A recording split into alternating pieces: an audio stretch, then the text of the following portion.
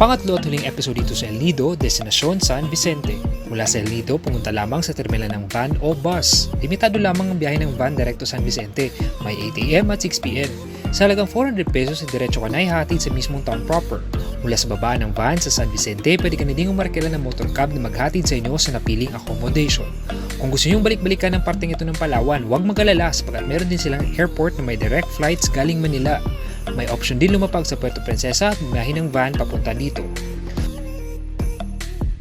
Kung view at beach ang pag-uusapan, highly recommended ang Turublien Long Beach Inn and Bar. Dito pwede ka na mag-relax, lakad sa beach at maligo sa dagat. Sa haba ng baybay na matatanong mo, tsak mananawa ka sa kilometrong malinis na beach na inyong makikita.